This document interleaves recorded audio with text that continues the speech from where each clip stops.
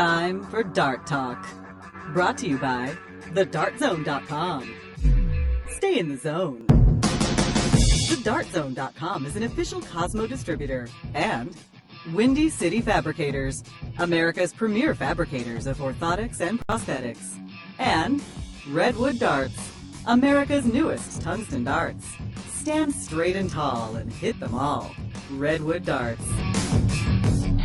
And now, here are your hosts, Mystery Mark and Steve P.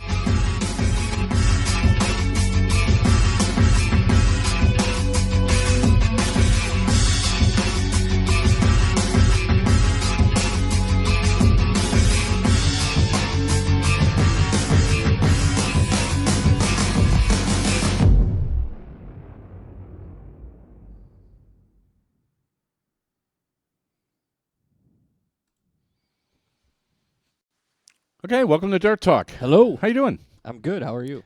Good. Dart Talk brought to you by the Dart Zone. Stay in the zone. TheDartZone.com is an official Cosmo distributor. Got a lot to get to. Really? We're going to hit the mailbag. What do we have to get to? We're going to hit the mailbag. I got a couple of interesting emails. I showed you one. Yes, you were more irked about it than I was. I was a little irked. I was actually surprised. You're so mellow. So we'll get to that. We haven't done that in a while. And a couple of them were interesting. And then they had the ADO Cricket Championship. Yes. Spoiler alert, you picked both the winners. I did. Now, I will say that that's darned impressive, but you did get the pick before me. So That's not saying that you would have picked those people, though. Well, that's true. We'll never know. We will never know. So we could get to that. But we tried to go. You picked second place in the women's. In the women's. I got the runner-up in the women's, and I don't know.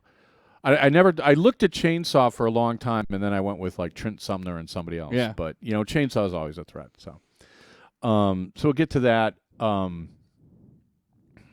What else?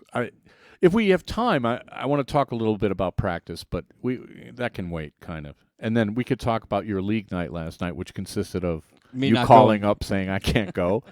Typical league. I can't make it tonight. Work came in it wasn't like I was sitting at home all day and then just said, well, I'm not going. You forfeit a chance at $11 billion because you didn't show up for Tuesday right. night league. Yeah, I know. Is it wrong that I didn't text one of my teammates and ask them how they did? I figured I could wait till next week to find out. To be honest, I kind of felt guilty for a little bit. Then I'm like, no, I'll just find out next week. But you don't really care. I mean, so why fake it? Right. What do you care? I mean, you're in it just to kind of. They asked you to play, and you couldn't figure out a graceful way to say no, so you're playing. Right. And you show up when you can, and you do your best. But do you care?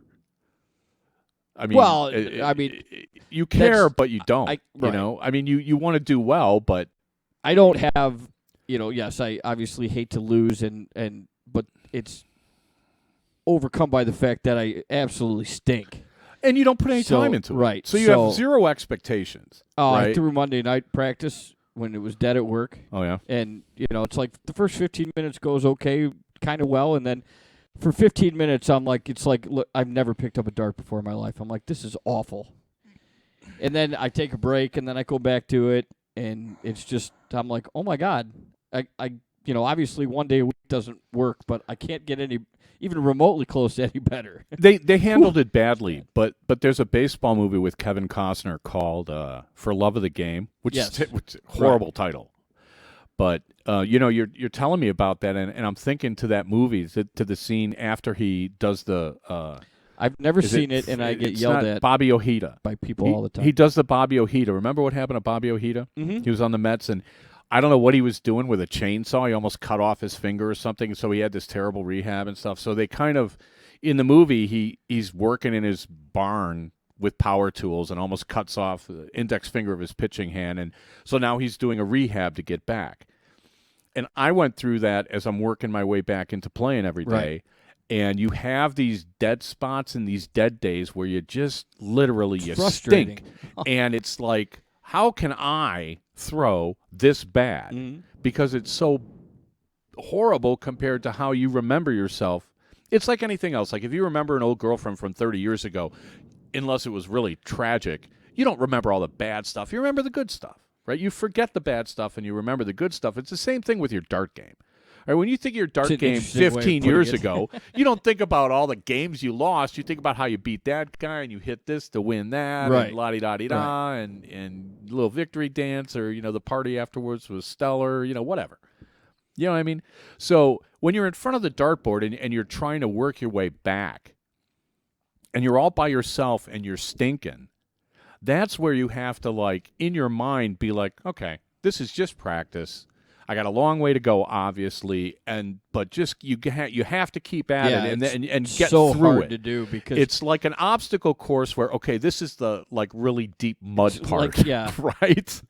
Officer and a Gentleman, where you have to get over the wall. Right. Well, I'm thinking more along the lines of Stripes, where you're Sure, going right. under the barbed wire in the mud. Yeah. But It's difficult. yeah, it's, whew. and you have to Man. if you let that stop you, then you're through. Right, and the You problem have to is fight through it. the problem is as you're practicing and you're just stinking, you're going, how in the world can I go even in league and relatively even come close to competing when I can't hit even 3 single 20s? I mean, it's like I hit 3 single 5s with the best of them, or 2 20s and then throw one 3 inches into the middle of the 5, and then it's just like you get frustrated and you sit there and try and concentrate. You try and then it just nothing changes, and it's like then I start thinking, at least, how in the world can I play next week if I can't even Right. And do that, this? Yeah, and I'm saying that this is like the little kind of mental games we play that kill our games. Right. What you should do there is say, okay, obviously I stink right now. Let's put 3 in the fat 20. Let's just throw 3 in the fat 20 and then throw until you do it. Yes. And they all feel good and they're all kind of right where we're aiming, and then say, okay, let's try 3 in the 19. Mm-hmm. Give yourself a nice big target to throw at. Right. Don't worry about it, and then just kind of like the trick is to keep the time in the board. There's a guy on Twitter who was tweeting me last week asking about practice games for doubles. So we have to get to that too. Okay. Here. See, I wrote part of it. I wrote practice because otherwise I'm going to forget. All right. Well, while you're doing that, do let the me disclaimer. do something real quick here. The views, opinions, rants, and rampages expressed on Dart Talk do not necessarily reflect individually or collectively those of our sponsors, co-sponsors, wannabe hosts, hearing-impaired critics, or those with a penchant for attitudinal dysfunction. We at Dart Talk strive to provide you, the listener, with an educational, entertaining, and fun-filled experience each and every week. If after the show you, the listener, find yourself feeling uneducated, unentertained, and or bored, we at Dart Talk consider that your own problem. All right. And so where are we on time? We got plenty of minutes. Okay. You want to address this email first? You want to get this out of the way? Because you were pretty irked No, I think we should wait till the break. to do the email. Yeah. All right, so what do you want to do now? Well, if you wanted to continue on our practice regime here thing. Well, but okay. Practicing doubles is a relatively easy thing to do. And especially if you're by yourself, like you say, it's like Monday night, and you're kind of not exactly killing time, but you got some free time and you want to hit the board. For the first, I think, 3 or 4 years I played, all I ever did was throw at doubles in one form or another. So let me run because somebody was asking what you can do. Let me run down the games I used to play. One was 50 out, where I would throw my first start at the double bull and clean up with whatever was left. Okay.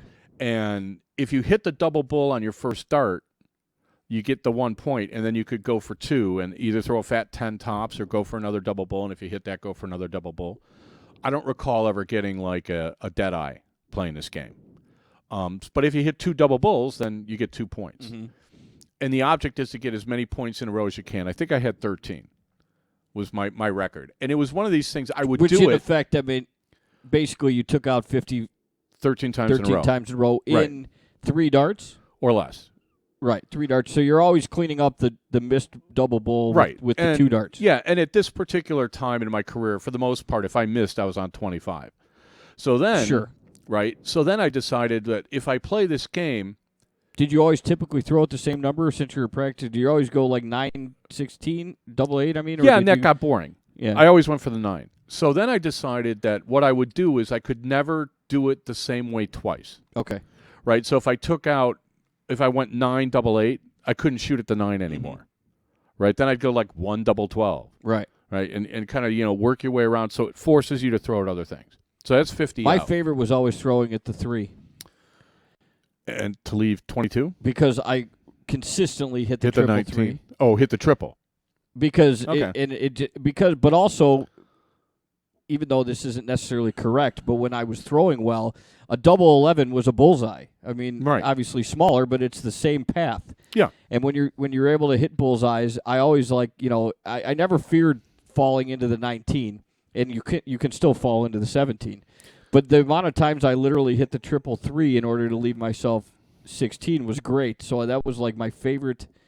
Yeah, I mean, you're awfully close to busting there. Sure. But Which I usually avoided, but for some reason in that and then you're aspect- setting up an odd number double, so right. that's I'm not not good saying it either. was right, but I'm just saying Well, it was, bottom of the board's an odd number. You're going to Yeah. get a whack at a double unless I go left. Well, right.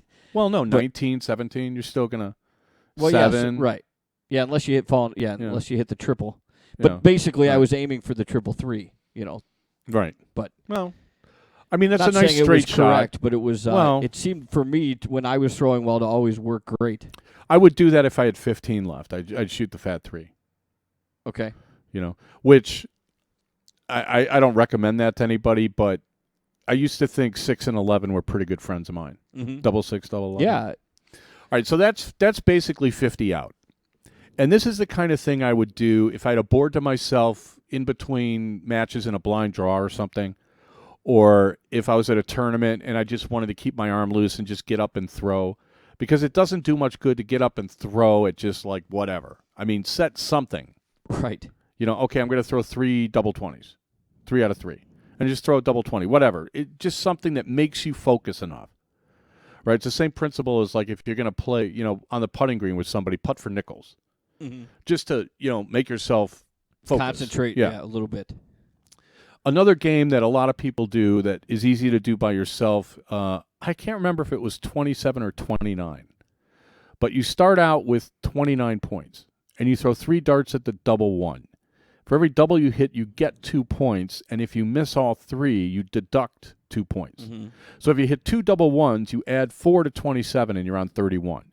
If you miss all 3, you take off 2. So now you're on 25. Then you throw 3 at double 2. For every double 2 you hit, you get 4 points. If you miss all 3, you're minus 4 points. Okay. And the object of the game is not to get to 0. Mm-hmm. And then, as you go around the board, all the way to the double bull, I think my record was like 642 points, something like that. I mean, mid 600s when I was going really good and I was hitting like 2 out of 3 and all this stuff, and I didn't miss any. That's a real good way if you do it. Depending, and this guy's on Twitter, and I'm trying to assess his level of play. Are you saying this is a good way, just practice in general, or practice for doubles? Well, what it is did he mean practice for doubles as outs or doubles as partners? Well, I asked him doubles as far as finishing. Oh, okay. And I asked him Okay. that on Twitter. I was like, "Are you talking about hitting a double, or are you talking about finishing?" Because those are They're kind of two different things. Right. And then, what's your level of play?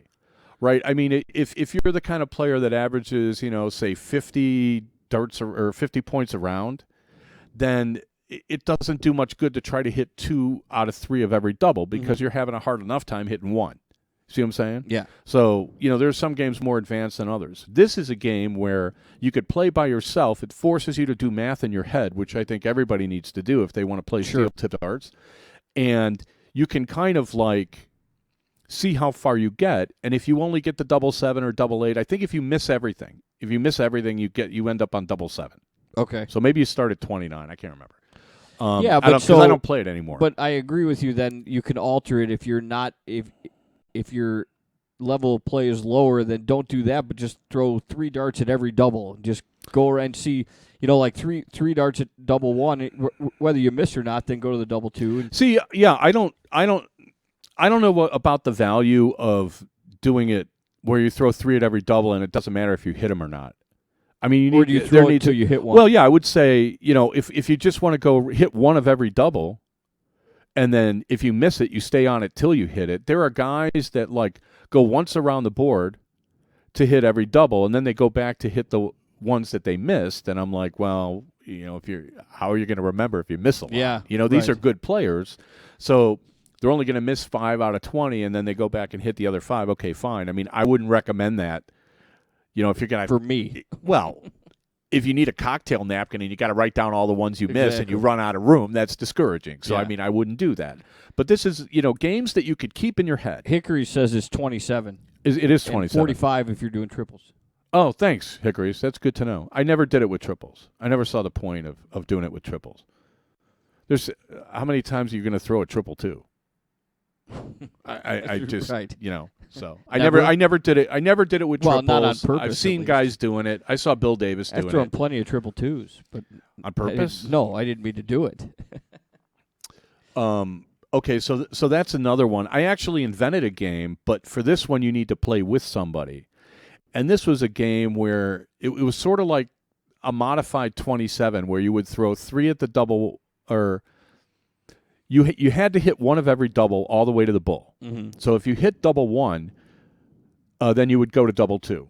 And if you hit double 2, you'd go to double 3. But if you were playing against somebody, what you would do is once you hit the double 2, if you hit another double 2, you could send that guy back a number.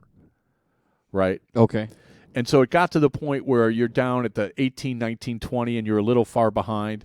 So you throw 3 double 18s, and you pull him from the bull back to the 19. Mm-hmm. He misses the 19, and then you could pass him. So I had some really good games. If you're playing with somebody that's about equal to your level, we had some really fun games where it went right down to the bull. Right. And I got one dart in my hand, I need double bull, so I have a choice. I go for the double bull or the win, or I go for a double 20 to get him back a number. Right. Kind of thing, right? That was a lot of fun, where you're just having this war and all you're doing is throwing at doubles. Mhm. But the idea behind all these games, and I'll tell you what the Dutch do. The Dutch do it where you have to hit one of every double, starting at double 1. And if you miss with your first 2 darts, you can throw the double bull. And if you hit the double bull, you keep going. Okay. And if you hit the double, you keep going. So literally, a guy can stay at the line from 1 and go all the way to double 9, miss, and then it's your turn. Right. Right? So, and you rescue yourself with double bulls because the Dutch are in love with the double bull. I think that if the dikes ever failed in Holland, they would all throw double bulls, thinking somehow that was going to gonna fix work. the levee or the holes in the dike or whatever. Yeah. They love double bulls there. Are we break time? Yes, we are. Okay.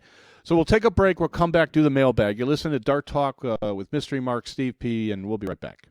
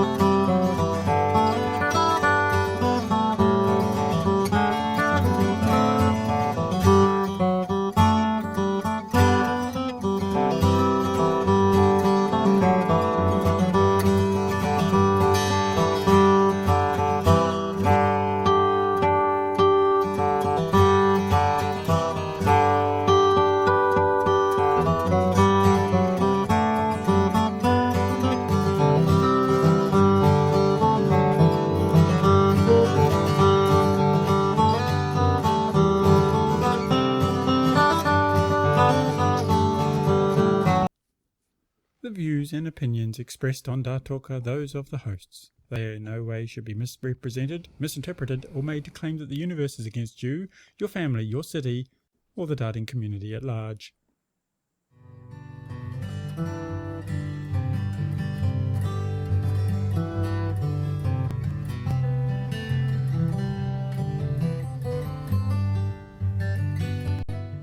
Hey, back for the second quarter at Dart Talk, brought to you by the Dart Zone. Stay in the zone. TheDartZone.com is an official Cosmo distributor. Asking about the background, if you notice, the building says Shure. Sure. Shure makes electronic equipment. They're most famous for microphones, of which this is one. They're one of the world leaders in making microphones for rock bands and musicians and recording studios and stuff like that. It's a company based in Chicago that I would drive by. I don't know. Sure. Yeah, this is a Beta 94A or whatever. I don't know. Anyway, the matriarch of the company died over the weekend, so I tweeted out like a little newspaper article, and I thought in their honor we would put the building, since we are actually a Chicago show. And, Right. They're a world-famous Chicago company. It was kind of sad to hear. 95 years old. Lived a great life, I'm sure. Hopefully the company will continue, because it's one of the success stories as far as like Chicago manufacturing that's still manufacturing in Chicago. So that's the reason for the background. Okay, emails. Mailbag. Okay, so how do you want to handle Let's the one hear that it. irked you? How do you want to handle this? Don't mention the guy's name. Should No. we just? You want to just read it? You want to read it, and then I'll read my response. So you read what the All guy right. wrote, and I will read what I wrote back, and then we can talk about Okay. your consternation. So the with first this. one is Larry Butler won over $2,000 in the final against Jaleel Haynes. DJ Sayer, quarterfinalist, lost to Butler. Gordon Dixon lost to Haynes in semis. We're in attendance, and the tournament was 100% payout to the players. Top 16 got their entry back, which was $60. The Michigan Dartman Club put this event on for the love of darts and don't take a dime for the players' money. 55 out of the 64 spots paid into the event. Larry, So 9 people got in for free. correct. Okay. Larry Butler, almost twice as much money winning the MDC event as Benny Durst did winning the Fleetwood 501 Singles Championship in Vegas. How can you not talk about that in your podcast this week when you call the ADO When I call out the ADO attorneys for their bad. lack of payouts to players, Right. the expletive payout to their players? To be honest, I saw this, and you know what kind of weekend I had. So Yeah. I wasn't in the greatest of moods when I saw this, and I read it, and I was like, well. So my answer to him was because it was a poorly publicized, small, local event. Which he followed with, do you guys follow darts on Facebook at all? ? It was clearly publicized well enough for the 3 of the best 10 darters in the country to show up for it. Larry and his family drove 7 hours to attend that's closer than Chicago to Detroit. Okay, I don't even know what that means. All right. Yeah. Okay. So three guys who go to a lot of tournaments that live within a 5-6 hour drive showed up. Right. So they could have gone to Cleveland or Ohio somewhere. So where was Darren Young? Right. Where was Mark Fair? Where was I don't know? Where was Benny Durst? Where was name anybody? Yeah. So I didn't know what to make of this. So I said, "Do you guys have a website, or do you assume that on Facebook everybody knows about it?" Right. And And then- his response would be, why would we take money out of a darter's pocket to build a website? The goal was 100% payouts to darters through a well-run event. That's what people put their time and effort into. Facebook is free to everyone who uses it. No, it says it's free and everyone uses it. I'm sorry. Yes, it's free and everyone uses it. I'm not speaking for the organizers here, but Facebook is free. Why wouldn't that be sufficient? If you're not using Facebook, I don't even know what to tell you at this point. Yeah. This is where he kind of lost me. Right. So I basically said, who are you speaking for? And why tell us now? Because I got this like on Monday. After the event was over. Oh, yeah. If you wanted us to cover it or mention it, you should have reached out to us earlier. At any rate, we're happy your event was a success, and thanks for listening. Right. I don't even know why he emailed us except to say, look, we put on this event that was like way better than the event in Vegas, and you never mentioned somebody it. won $2,000 and we didn't mention it. Right. It's a local event with 50 players right? Versus what's Vegas? An international event. Simon Whitlock was there last time I was there. Wes Newton shows up. All the guys from Canada come down. It's BDO ranked to help you get into Lakeside. So I don't even think this is apples and oranges. But you were mad about this in another reason. Well, I was irked because he says that why would they take money out of the darters' pockets to build a website, basically saying that it's a well-run event. They're not going to take any money to build a website to do this, but it's all volunteers, is what he's saying, and they're putting this on for the darters. Well, I'm irked because what does he think we make thousands of dollars doing the show? We do this every week. We get paid nothing. I'm trying to figure out how many hours I have put into this show from day one because I'm going on 5 or 6 years. Does he think we're scouring Facebook for content? I don't know. I really don't know. I don't use Facebook anymore because there's too much nonsense going on and too much. The discussions are like ridiculous, and some of them are the same discussions that they were having 5 years ago. Well, all right. And so the one forum they use on the East Coast. It's the same stuff every day. We don't do this show because we hate darts. Yeah. You want to say it's for the love of darts? We do this because we love darts. We don't get paid for it. And we're not asking anybody to watch our show. Yeah. So the assumption somehow is like we're lacking because I don't have this guy as a friend on Facebook. Right. When I first started on Facebook, I got 25 or 30 a day invitations to blind draws. I didn't even know what state they were in. It turned out some of them were in Belgium. Okay? I can't make it. Right. We're going to spend a whole show. Hey, look, there's a blind draw in Belgium Friday night. It's a $5 buy-in, and there's a hot shot pot. Right. And that's not what this show. We're only doing this for an hour. Isn't what we're about. And the other point too, which is basically, which one of your replies was, if you really wanted us to talk about it, not saying we would have anyway, but if you wanted us to talk about it, give us a shout out a couple weeks ahead of time so we could find out whether it's viable that we wanted to discuss it. Especially, people that are putting on events for charity have reached out to us and said, could you mention this? Could you mention this? And we've always done it. Yeah. The one guy was really cool. He sent us like a Starbucks gift card. We didn't ask for it. Right. Hey, you want us to publicize your show? You want us to talk about what you're doing? We'll do it.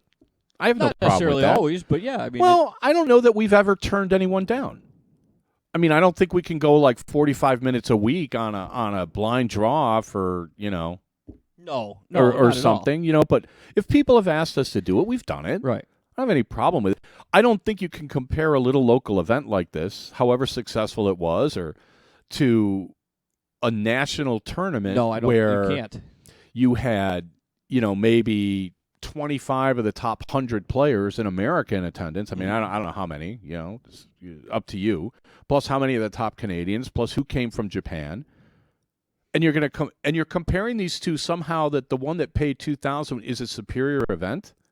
If you would have publicized it maybe some more Canadians would have shown up, and then you would have had a little different as far as the winners go. Right. If you're in Michigan and Detroit, you know how many darters there are in Ontario that'd love to come and beat on people. Of course, there's always the aspect that he now got his way, and we have now talked about his darts. I know, but it's the whole thing. I was just sort of like, let me see if I understand this. If you're not on Facebook, then you're nobody. Yeah. If you're not, if I put something on Facebook, then everyone on the planet has to know about it. They should. Well, that's ridiculous. We've had a Facebook page for 7 years. I get emails every other week. Hey, just found your show. It's awesome. Yeah. How about talking about? It's like seriously. Well, that was my point.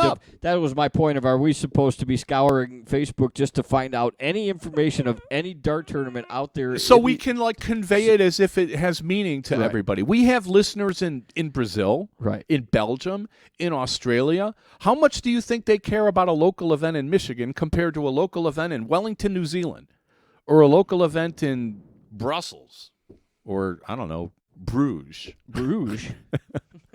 I'm reading this email and I'm like, I don't really understand what this is all about, but whatever. But like you said, hey, congratulations. Yeah. They had a good turnout. You had a good event. You had a good turnout. Yeah. Great. Do it again. Oh, yeah. Do it every month. Right. The notion, you basically got the dart players playing for their own money. That's great. Mm-hmm. You're not taking a cut. That's even better. Now the trick is to get extra money in there so that dart players aren't playing for their own money. Then you have something that's worth talking about.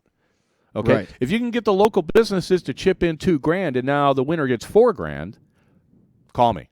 Yeah. I'm all over that. Right, the way Vokes puts extra money in the women's event, like in Syracuse or Lake Erie. I mean, yeah, we'll talk about that if Vokes wants us to. I mean, they don't really, send me anything. Would you please do this? Right. I'd be happy to do it. I mean, Callie mentioned it to me. Like when we had Callie and Robin on, they mentioned it. Sure. You want to come on and talk and talk up your tournament? You want to come on the show?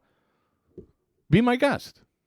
Email darttalk@gmail.com. We're happy to accommodate you. If it's lame and we think it's lame, now be prepared for us saying this sounds pretty lame, and why are you doing it this way? And have you thought this through?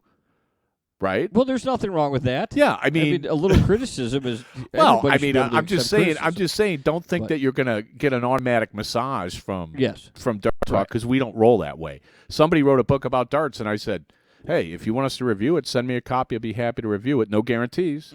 Eric Bristow's not going to talk to us ever again. He wanted us to review the practice rings. He wasn't too happy with your review. Right. So, okay. Sorry, Eric. What do you want from me? Yeah. Well, that's we the give point. it to you. I mean, we give it to you straight. There's no money for what involved it's worth. here. Yeah. That's if you want us to review it, we're going to give you a straight up answer. We're not for sale, are we? We're not for sale. Even for a little? No. No, if Eric Bristow or I the looked guy at this was thing gonna, and I was just like, oh my God, what on earth brought this on? Nobody's throwing us money under the table, and we wouldn't accept it anyway just to give a good review. That's not what we're here for. Yeah, I mean, the fact that, 3 guys that between them went to 100 dart tournaments last year all made top 8 against a local field. Yeah. That doesn't strike me as news, at all. No, and I know he was getting to the point of railing on the ADO for. Well, the ADO payouts are horrible. Right. And I've said that they're horrible. And I continue to say they're horrible, and I don't go to their tournaments. 15 other tournaments like this one in Michigan put on around that are all local, that they all have 100% payouts, but they're not trying to be a national tournament. They're not trying to. You don't have to be. Everybody around. But, just be good where you are. Be good local. That's what I told these guys at Windy City for years. I'm like, look, you're trying to be like the biggest, greatest tournament in history. Just try being good at one thing. Mm-hmm. Just run the tournament well and don't worry about anything else. And then, people will start coming because, you have no tournament population in Chicago anymore. Right. It's like, well, run good tournaments, run small tournaments, run them often. Instead of trying to have one annual tournament, why don't you have 4? Have one every quarter, at the end of the season and, throw some money around to people because, you waste it anyway. And, build up a tournament population. What's wrong with that? I don't see a problem with that. We only have how many million people in Chicago? I don't know. What was where are we on time? What was the other one in mailbag? Okay, the other email, if I could find it, I thought, well, there's a can of worms and then there's a bait shop, and this is somewhere in between a can of worms and a bait shop. This is from a guy in the UK who here, let me read this. Following events like the PDC Japan Darts Masters and acknowledging the divide and disconnect in the game between our respective continents.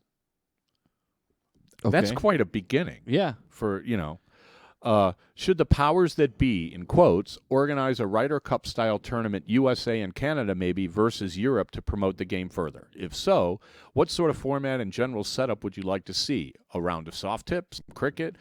How would you pick the team? Rankings only or some wildcard picks? I'd suggest rather than the PDC order of merit, Europe can only pick 2 players from each country, hopefully leveling up the field a little bit. Your thoughts and opinions, please. Nice email. Yeah. They don't play soft tip over the pond. Whether or not they play soft tip, I'm not sure that that's relevant. I think what you have to understand about the Ryder Cup is the Ryder Cup, up until recent history, was the U.S. against the U.K., specifically England. I don't even think they had Scottish golfers. Right. It was the English against the Americans, and up the English would the get 90s. pummeled. I think it was the 80s. Late 80s. I think it was the 80s. Scotland and those guys got it. In the 80s, when like Sandy Lyle and Faldo and Seve Ballesteros and Bernard Longer started winning the Masters, then it was like, we could make the Ryder Cup a real big thing if instead of England, it was Europe. Mm-hmm. Right? So then they made it Europe, and all of a sudden you had a game, right? And the European tour had been growing and was growing so much to the point They were starting to, bicker over how many tournaments you had to play in America to qualify to be on the American tour and all that stuff. Right. They ironed it all out very amicably. Money enough for everybody. So having two from everybody in Europe, I think, is a bad idea. That's kind of what the WF tries with the World Cup, and I think it's unwieldy and it's not very good. I think what you really should do is start out with a U.S. against Canada. And get the wrinkles out. Have a Ryder Cup, U.S. against Canada. You could have it somewhere around the border. And now, as far as format goes, the Ryder Cup's format is very simple.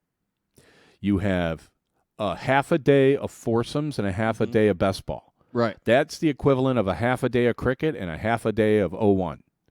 So on Friday, you start with the cricket, and then the second session's 0-1, and then the next day you start with 0-1, and the second session is cricket. You have 12-man teams, Right.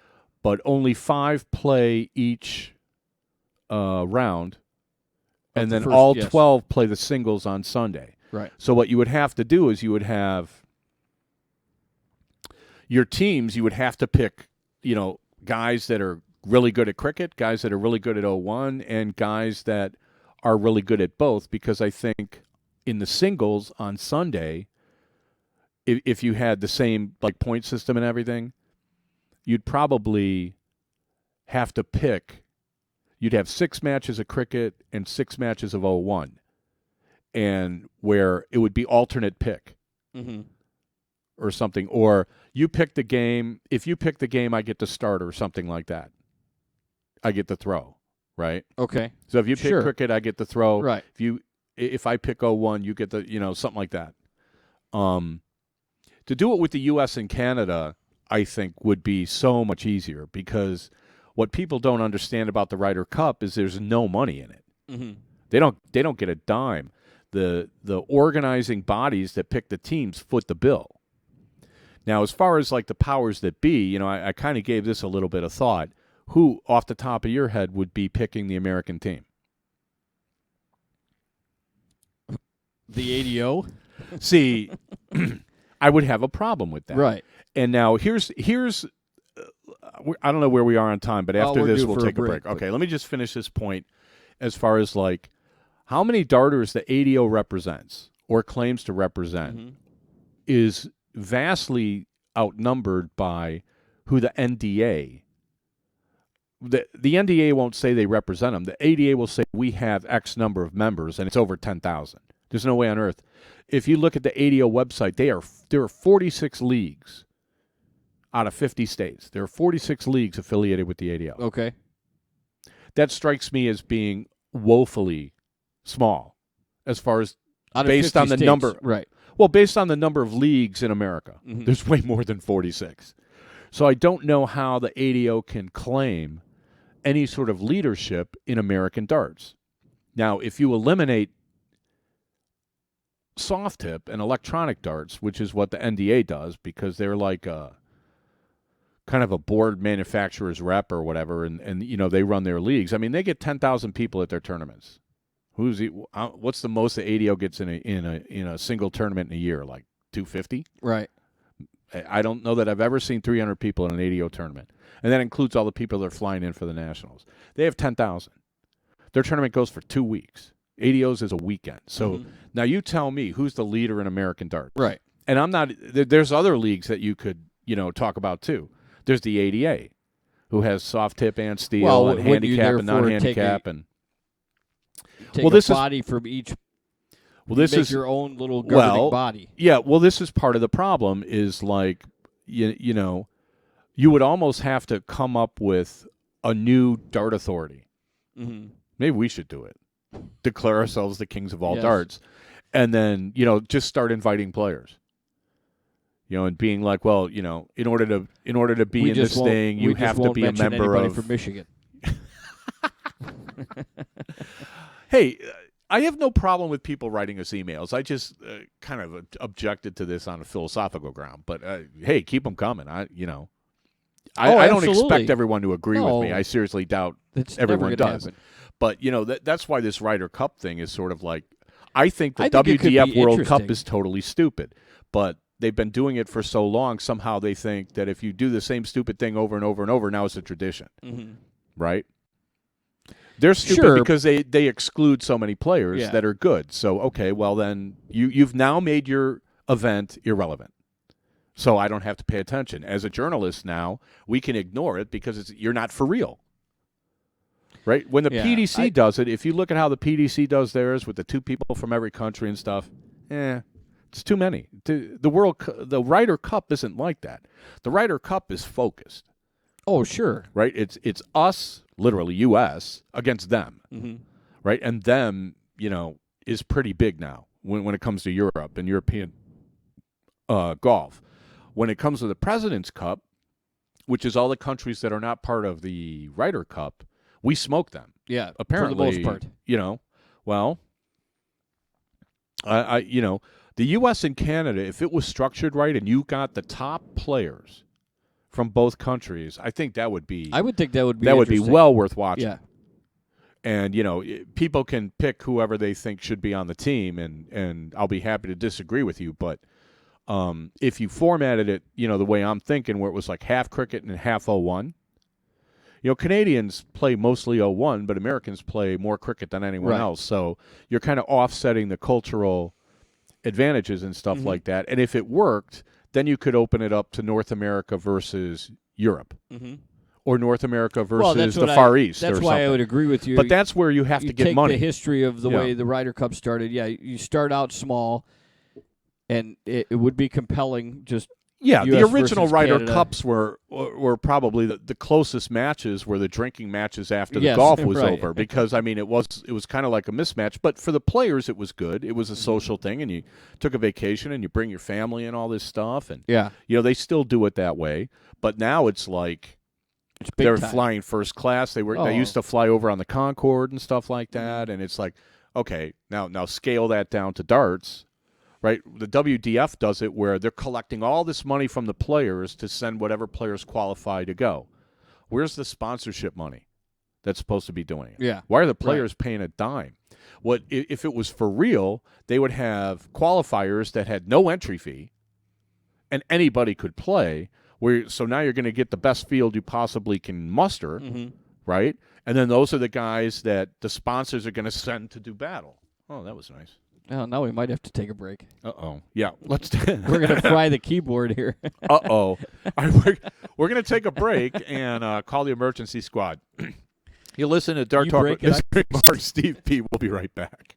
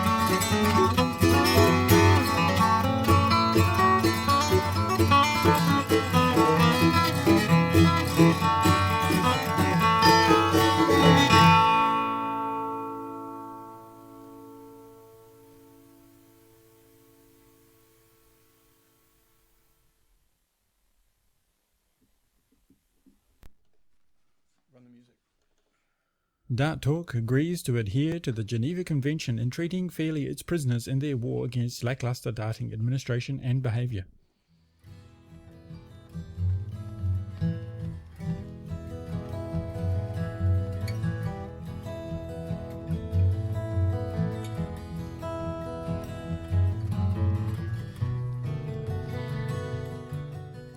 Okay, back for the second half of Dart Talk, brought to you by the Dart Zone. Stay in the zone. TheDartZone.com is an official Cosmo distributor and reminds you the first rule of electronics, don't have any coffee cups by your keyboard. Little glitch. Hopefully, we actually flew by the third quarter. we did. We're into the fourth quarter right now. Already? Oh, yeah. Really? Okay. Anything to add to what we were discussing? I Ryder Cup thing? I mean, I think it sounds interesting. I think it would take an awful lot of work to get it done, but I do agree with you. If you got to start small. Yeah, I mean, I think that's I don't part know of if the Europeans would be overly excited about doing this. I don't think they would be overly excited about doing it unless, the top players saw something at the end of the road. Mm-hmm. If they could make inroads in the American market, if there was sponsorship, if there was television where they could add, to their own exposure and stuff like that, then yeah, sure, they would do it. That's why I'm saying do it with the U.S. and Canada first. Yeah. And see if you can get – they do that with softball. I saw like a softball thing with the U.S. and Canada, which was the stupidest thing I ever saw because once you hit 5 home runs in an inning, they didn't count and all this stuff. Yes, and I was like, okay, yeah, this is a waste of time. the slow pitch, Yeah, national, whatever.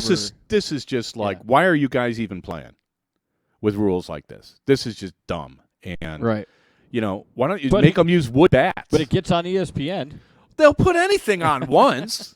Of course, it's not live; it's taped. But Please, I don't get me started on ESPN. But there's plenty of ways to do stuff. If somebody's inventive enough and wants to put a little cash out there, as Of far course. as that goes. It was an interesting email though, a listener in the UK. Okay, so we got. Let's do the. I'm not going to do any more email because we're past that bag. Yeah, sorry if we didn't get to yours. A lot of email this year. I don't know what happened. Let's talk the cricket nationals. Yes, right. That was held on Friday at the Tuscany. There were 36 men, 17 women. I think is what it was. Why don't you run down like top 16 and up, top 8 and up for the women? Don't go. I'm not going to bother with like going through the round robins and stuff like that. Yeah. All right. So top 16 in the men. Larry Butler defeated A's Telementes. Timmy Nickel over. He's a nice guy. I met him once. Oh, I'm sorry. A's Telementes. He's sorry. from the West somewhere. I read that completely wrong. A's Telementes beat Larry Butler. Timeout. Take two. Take two. Okay. Your top 16 are Larry Butler, A's Telementes, Timmy Nickel, Joe Cheney, Benny Dersch, Mick Farrell, Brad Oxendine, Darren Young, John Foreman, Ross. Wait Snook. a minute. This is not that's not the cricket. Oh, are we? That's the 0-1 singles. We're supposed to be doing the. Take 2, 3. I thought I was going to be in trouble this show. You want to do the cricket? Yeah, but just do the top 16 for the men and down. Don't do the round robin. We'll be here all night. Right. I'm already running out of breath. Yeah. So. All right. Levi Remick. Okay, that's the round robin.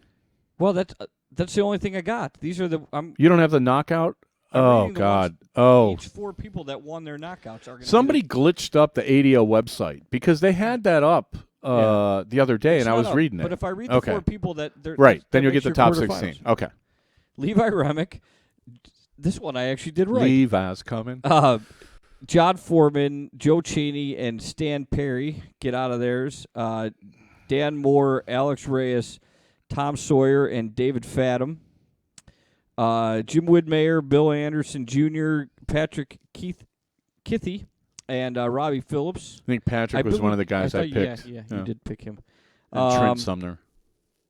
And then Spades, which they didn't black out. So you have Larry Butler, Nick Lindberg, Dan Naylor, and Jason Brandon. Okay.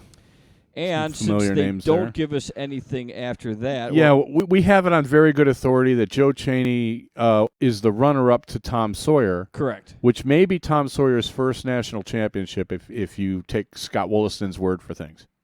Okay. Okay.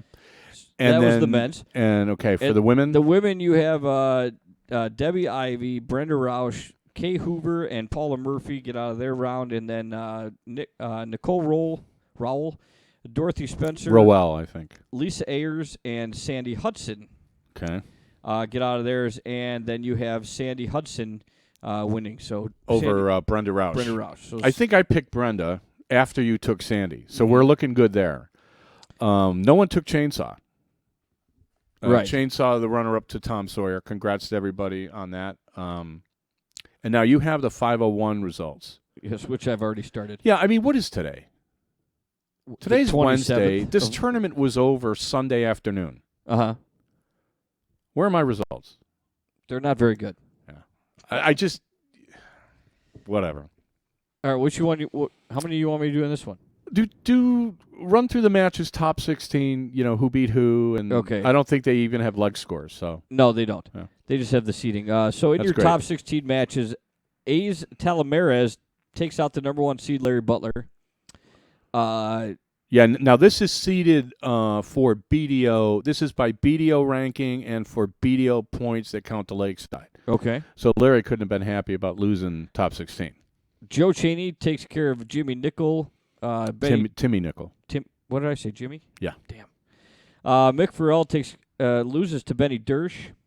Brad Oxendine beats Darren Young. 5 seed against the 21 seed there. Brad Oxendine was the 21 seed. Yeah. Nice. Ross Snook takes care of John Foreman, sorry. Jesse Rivera beats Jesse Rivera. Shad Newton. Jesse Rivera. You like Jesse Rivera? He's local. Oh, all right. Danny Pace beats Jim Widmeyer. Takes out the 3 seed there. Danny Pace is a fine player. And Tom Sawyer beats David Walsh. So that Okay. gets you to quarterfinals where Joe Cheney beats A's Telementes. Okay. So Cheney's in top 4. Benny Dersch beats Brad Oxendine. All right. So it's Benny and Cheney in top 4. Ross Snook takes care of Jesse Rivera. Okay. And Tom Sawyer takes care of Danny Pace. So your final 4 matchups of Joe Cheney, Benny Dersch. Benny Dersch wins that one. Okay. And Ross Snook beats Tom Snook, not Schnook. Snook beats Tom Sawyer. He is really Is a it nice Sawyer guy. or Sawyer? It's Is it Sawyer? actually it's Charles Sawyer. It's Sawyer. Um, Anyway, Tom Sawyer. So your final of Benny Dersch and Ross Snook. and that went to Benny. That went to Benny. Kind of interesting. You get an invitation to the Winmau Masters. I don't know if Benny's going to go. Benny Dersch is primarily an electronic player known for cricket. So for him winning an 0-1 national event, he's come a long way since Dayton when he didn't make it out of the round robin in the long format 0-1. So good for him. Yeah.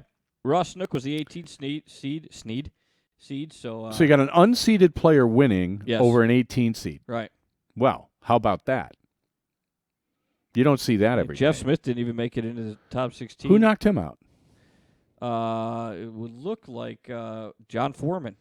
Somebody was asking, because I did say I would try to get Jeff on the show. Him being traveling, and I had issues this weekend. We'll try to get him next week. Hopefully he'll land back in Labrador, wherever he lives. Yeah, he lives out in the boonies. The 2, the 4, We'll try to get Jeff Smith on next week. 2, the hopefully. 4, the 7 seeds were all didn't make top Yeah. 16. And Well, it kind of shows you, though. I mean, it's a relatively short format if they're playing like a race to 5 or something, but it goes to show you that, you know, events like this in America, there isn't a whole lot of separation between, you know, whoever's like supposedly the number 1 seed and whoever's like the 16, 17 seed, because not everyone is playing all the time. Right, you know, if you're getting seeded because you've played 10 times more tournaments than everyone else, that doesn't necessarily make you the favorite when you're actually playing somebody. right. You know, for the people that aren't traveling around a lot, are not going to be seeded that high. So I don't know how many steel tournaments Benjamin Dersch goes to. I suspect not many. But that doesn't mean he can't play. Right, exactly. So the But he's not gonna be seedings, seeded. the seedings that you see here aren't really anywhere near as predictive as the seedings that you get from a PDC order of merit, where everyone is playing all these tournaments all the time. Mm-hmm. Right? The PDC order of merit, all the players play the majors unless they have some sort of a major deal in their personal life where they can't go. They all play. So those rankings are very true. Yeah, they're very true. Right. Any ranking you get with the BDO or your whatever rankings you could come up with America, because so many people just play locally. Mm-hmm. They don't have anywhere near the kind of meaningfulness. Right. God, I can't even talk tonight. Worried about but it's good that they're keyboard. it's good that they seed it anyway. It's good that there's at least some sort of list that people can aspire to, and the next time they have an event like this, a lot of these numbers are going to change. Mm-hmm. And plus, it's also a matter of who's showing up. If the 2, 3, and 4 seeds don't show up, then the 5 seeds the 2 seed. So Right. life goes on. It is what it is. We're happy about it. I'm happy that they seed this tournament. Or this event. I mean, they should seed all events. I don't really care what they use, what list they use. Just seed it anyway. Seed it based on height. You would like that more I don't than really other care. people. Well, you got to start somewhere. Like Yes, that was the I thing know. I was Right. talking to with who was on the show from the CDC a few weeks ago. James Kinney. You're talking to James Kinney, and I'm like, the CDC using NAPTA, where NAPTA would use an event like that to seed the CDC, I think is stupid. Mm-hmm. It's not a CDC event, so why are you using that to seed? Now you have CDC events from last year. Just use that for your seed, Right. and you're fine. What else do you need? You're going to No, that reward would seem people like who enough. went to some other tournament that other people couldn't go to, so now that guy's going to be seated above Yeah. this guy? No, that doesn't doesn't make make any any sense sense. at Right. all. And the PDC doesn't even do that. The PDC has a separate order of merit for their floor tournaments, the tournaments that aren't televised, the floor tournaments like the PDPA or whatever they're calling it now. They have their own order of merit, so you can be on both of them. But, to qualify for something, they're taking the top 64 here and then the top 16 here that aren't already qualified. Right. Right? So you can be on both lists, but if you end up benefiting. That would make the most sense. So your CDC events seed by CDC events, not by anything else. That's what I'm saying. And that's it. Yeah. And I don't see why it's you simple. should. Yeah. Plus, you have 8 CDC events to go by. Yes. Right. Why not It's reward just the people one. that played in your inaugural year instead of punishing them by adding people that didn't think you were for real, so didn't play your events, but Right. played something else, but now you're going to seed them based on the stuff they did elsewhere. Mm-hmm. Makes no sense to me at all. And if they do that, I see criticism in the immediate future. Maybe not a rant, All right. but I'm definitely going to say you guys are out to lunch. As far as the women go, Yes, let's talk ladies. quarterfinals, I'm for them. Paulina Soderstrom beats Karen Koos. Trisha Wright beats Callie West. Kelly Mears beats Sandy Hudson, and Paula Murphy beats Kay Hoover.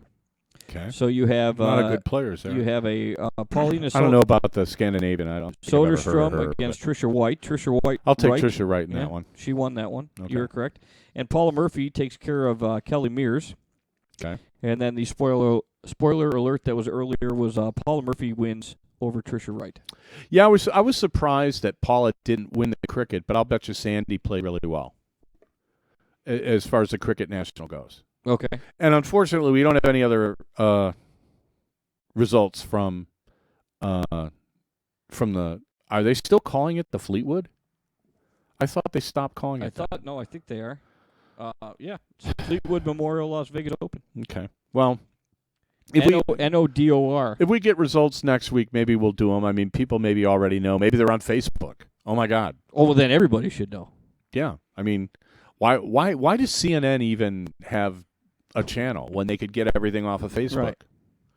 right? Why do That's people where all buy- your information's at. Yeah, I mean, let's get rid of all billboards. Let's get rid of like commercials Well, on TV no, yeah, and no, it should radio. be like and the movie They Live, where everything. I've seen that movie. Yes, everything should just say go to Facebook. Go to Facebook. Go to Facebook. Go to Facebook. So everybody is just.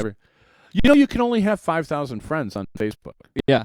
I'm pretty sure there's more than 5,000 darters in America. I suspect. Well, you don't have to have friends. You just have to have a friend that likes it that ends up on your post, and then therefore, You know it what? just continues. How about having a or- website? Yes, would make the most sense. Or how about using Twitter? And then Anybody heard of Twitter? advertise your website. Twitter, @DartTalk, hashtag, Facebook, kind of lame. Just saying. Instagram, Snapchat. Just saying. There's a lot of ways to get the Yes. message out there. Facebook is not the be-all and end-all and never was. Just saying.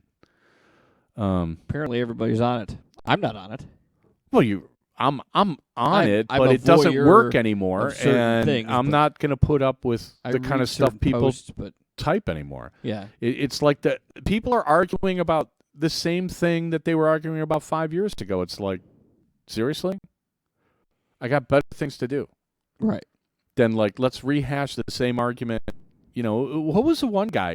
It was like years ago on the show. Somebody was like this, and I'm like, why don't you just go listen to the show from like last February? Because we covered all this. Can we move on now, Yeah. or do we have to just do the same thing over and over?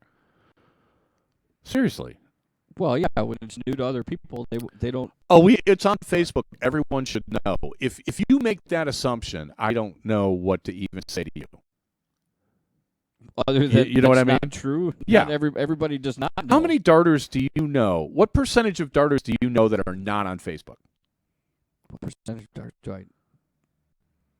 are not? I would assume most of them. Is everybody on your team, like your league team, on Facebook?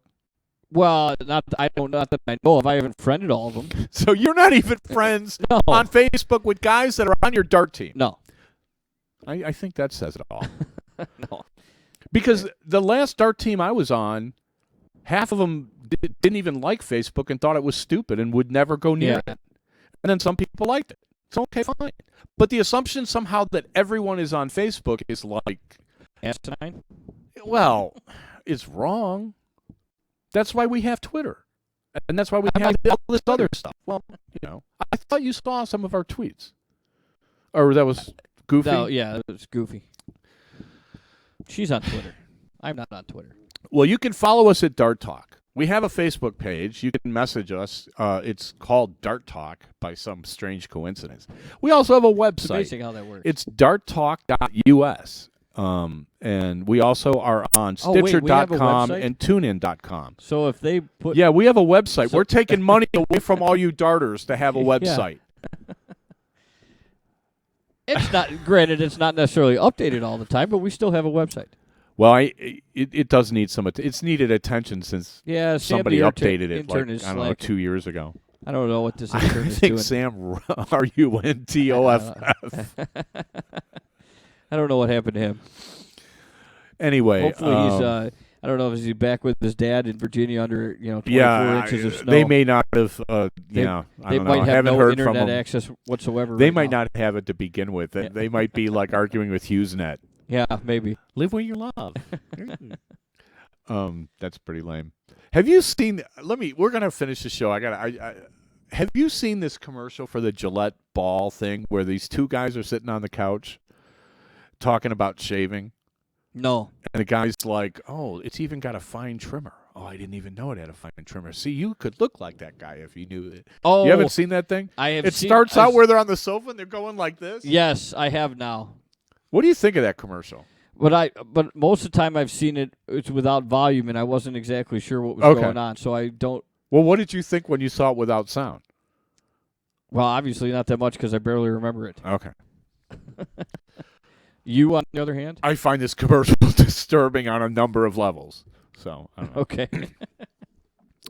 And I would like to interview the guy who thought it up so he could explain it to me because commercials have become more and more confusing, right? And now the Super Bowl is going to be coming up in 2 weeks, and Yeah. I'm dreading what weirdness is coming next because like the whole thing is like, you know, Surprisingly enough, though, like in the last couple of years, there was all this. They were lame. fuss. Well, there's all this fuss like a month before the Super Bowl about, they would put them online and say these are the things coming, and Doritos would have these events that you could come up with something. Right? So far this year it's been lame. There hasn't been that much promotion of the Super Bowl. I got to tell you something. I maybe I'm the first person to say this in public. I think pro football's in huge trouble.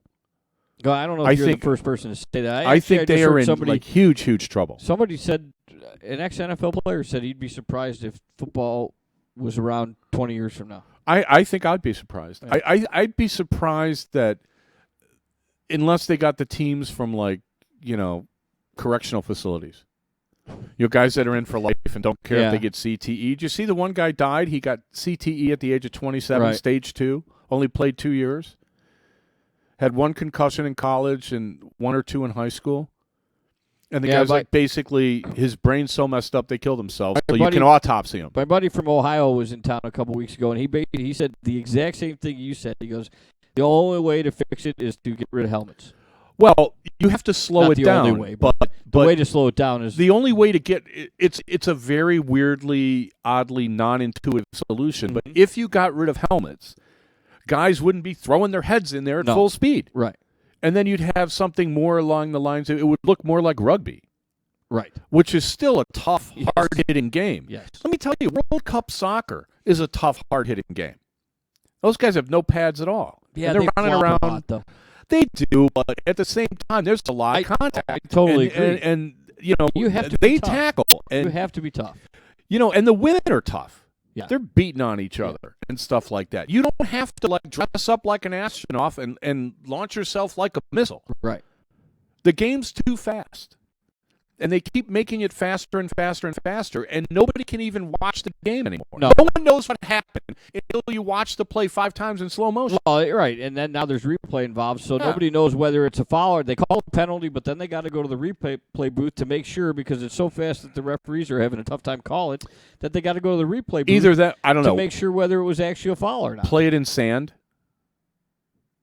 They have to slow the game down somehow. Play it in sand. So these guys can't run, 22 miles an hour at somebody else. Yeah. Well, 22 miles an hour versus 21 miles an hour, both with your head downs like, rams on a hillside or something, is that's not conducive to good health. Right. Not at all. Plus the way they jack these players up anyway. I mean, did you ever play football? I never did. Oh, my God. It's horrible. So, you going to pick a winner next week? For the Super Bowl? Yeah, the Mile High Horses against the Mid-Atlantic Forest Cats. I do believe I picked both those correctly, too. I believe you did. And you took the Forest Cats and the and the equines. Yeah, apparently I'm supposed to be calling them the horses. Okay. I took the equines and the Forest Cats last week. So now that you bring that up again, no spread or with the spread?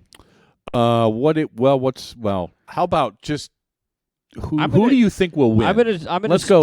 Who do you think will win the game? On my personal bandwagon of watching football all year, I'm still with the Forest Cats. With the Forest Cats. I'm a Carolina fan. I've liked the way they played. I think they're the best team. I love Denver's defense. I think the all-around best team is the Forest Cats. Yeah, I think when push comes to shove, Peyton Manning will prove that the best quarterback in his family is Archie, which I've been saying Archie all along. Was he playing at the age of 39? No. He was beaten into the ground. Well, I know, yes. Right. I mean, Archie Manning was the best quarterback in history. No, he was great. And I'm not taking anything away from Peyton Manning. The guy, the ball takes so long to get to the receivers. Yeah. I just see, because New England was batting them all down, and it's like, you could take a chance and try to pick one off. Yeah, and Carolina will do that. Carolina's going to rip off the ball. Very good possibility that Luke Kuechly could be the MVP of this Super Bowl. That guy is running them back, really good. Yeah, they're going to have to figure out. He is really good. They're going to figure out. They're going to have to figure out some way to get Demaryius Thomas into the offense. Yeah, and with John, if they decide to have Josh Norman shadow him, that's going to be very difficult to do. So they're going to have to run the ball. The team that runs the ball successfully will win the game, And because Carolina has a quarterback that can actually run, that gives them a huge edge. Yes. So And they don't run a pro style running offense like New England tries to do. Or no, they're going to do the they're going to do the read option Yeah. and all this. And you have like, a 250-pound quarterback that's running behind a running back and an offensive line that can get. I mean, literally, that's what they do. They get 4 or 5 yards at a time. They put themselves into short yard situations. all you need to do is get one clean hit on them early, and get them out of there, and it's the end of the world. I would not be surprised if they won the game. I think it's going to be close because their defense is top notch. But I'm going to stick with the team that's played consistently the best all year around is Carolina. I don't trust Peyton. I don't trust that if they have to throw the ball, which is what Carolina will make them do, I don't trust Peyton to get it done. I think what you will see, though, early, like especially the first couple series, is you're not going to see Newton going anywhere. He's going to stay in the pocket. He's going to throw his passes, and they're kind of see what's going on there. I don't think you're going to see him running much because they can't afford to take a chance. If he gets wanged early and gets in concussion protocol, the game could be over. True. So you're not going to see him diving into the end zone and all this stuff, maybe in the second half. Yeah. Especially if they have a lead. Right. And it's like, okay, that's different. Oh, I agree. Anything in the chat room before we go? I don't think it's been kind of quiet in there tonight.